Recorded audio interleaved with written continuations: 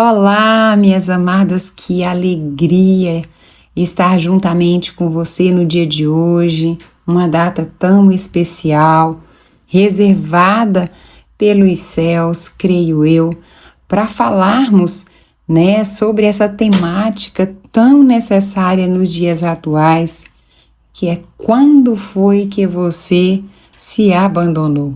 Eu me chamo Dilce do Nascimento, falo de Porto Nacional, Tocantins.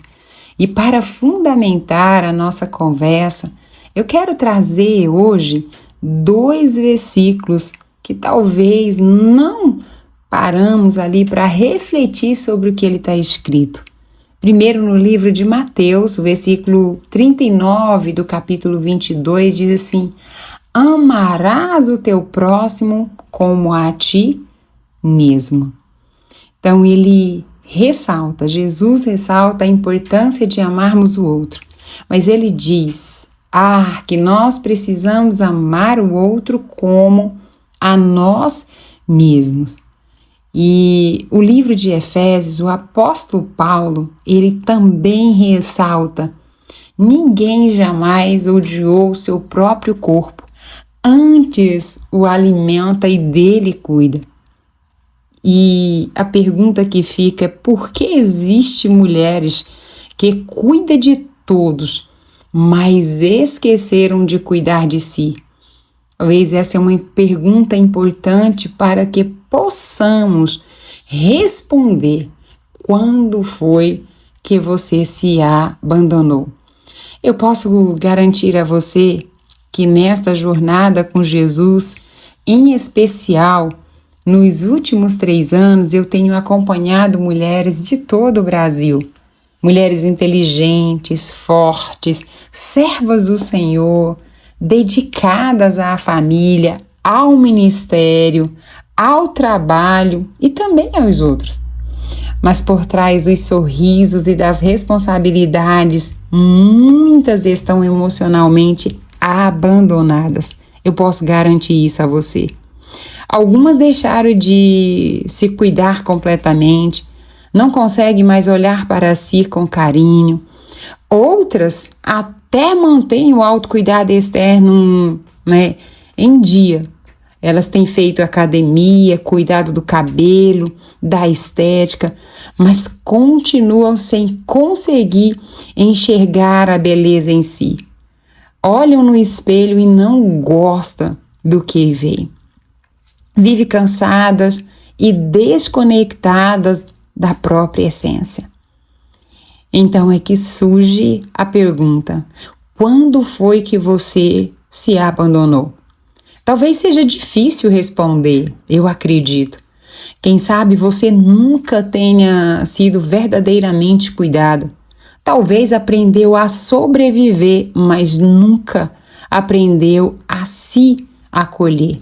E aí conversa com o versículo que nós acabamos de falar. Como cuidar, amar do outro, sendo que eu não estou amando a mim mesma? O autocuidado e a autoestima estão profundamente ligados ao valor. E a psicologia do desenvolvimento, ela afirma que a construção da autoestima, ela começa nos primeiros vínculos afetivos na infância, especialmente na relação com a mãe, ou seja, com a figura materna. O Dr. Winnicott, um pediatra e psicanalista, ele defendia que a forma como a mãe olha, acolhe e responde emocionalmente ao filho influencia diretamente a formação da identidade e da percepção de valor dessa criança. Talvez, hoje você para refletir e pensar: nossa, então por que eu não mereço comer uma sobremesa especial porque tem um valor alto? Por que eu não posso comprar uma roupa X, um calçado Y e tenho que esperar somente a promoção? Quem sabe? Eu não tenho conseguido enxergar o valor que eu carrego, porque talvez no decorrer da sua formação, da sua identidade, quem olhava para você não olhava com o devido valor. Jacques Lacan, ela também trabalha a ideia do estádio do espelho, mostrando que o ser humano ele constrói a sua percepção sobre si a partir do olhar do outro.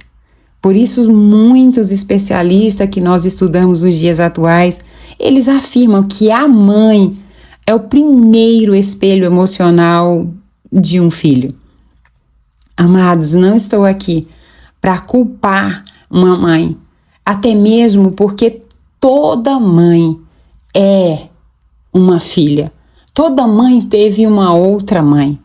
Mas o neurocientista e psiquiatra Daniel Siengel, ele explica que os vínculos afetivos, eles moldam estruturas emocionais do cérebro, afetando a autoestima, a segurança emocional e a percepção de identidade.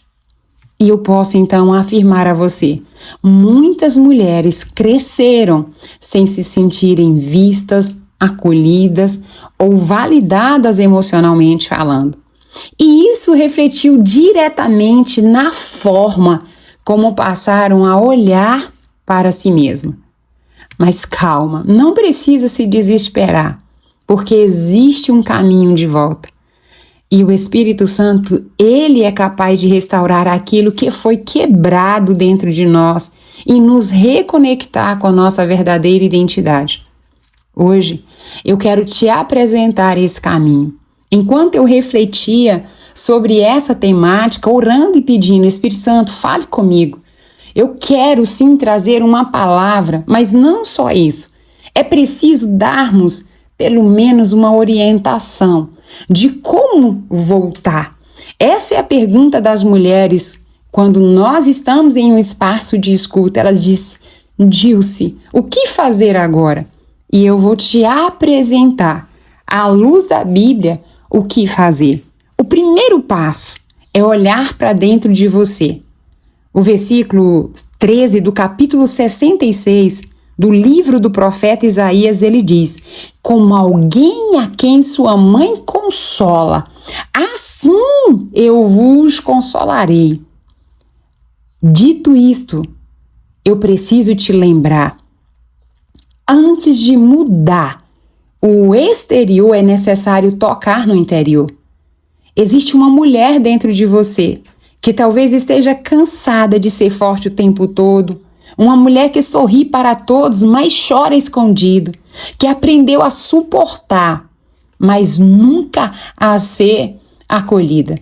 Deus se apresenta em Isaías usando uma linguagem materna. Ele diz como uma mãe consola um filho. E isso revela o coração acolhedor do Pai, de um Deus que é trino e que não só faz o papel de um pai, mas também carrega em sua essência o acolher e o amor de uma mãe.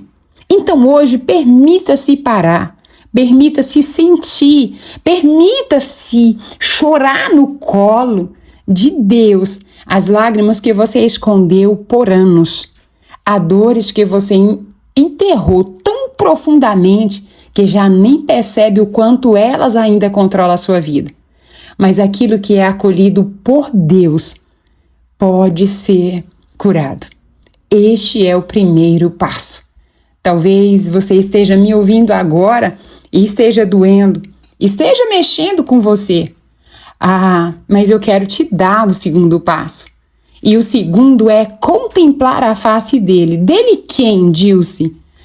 2 Coríntios, capítulo 3, o versículo 18, Paulo nos diz, mas todos nós, com o rosto descoberto, contemplamos a glória do Senhor e nós somos transformados.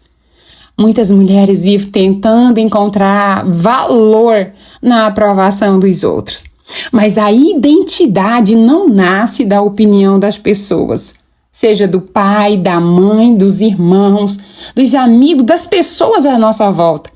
Elas nascem da revelação de quem Deus é. Você só conseguirá enxergar beleza em si quando contemplar a beleza dele. Porque a verdadeira beleza não começa no espelho, começa na identidade. Se o Winnicott diz que a mãe é o primeiro espelho de uma criança, na Trindade é o Espírito Santo que faz esse papel. O primeiro espelho emocional de uma criança, sim, é uma mãe.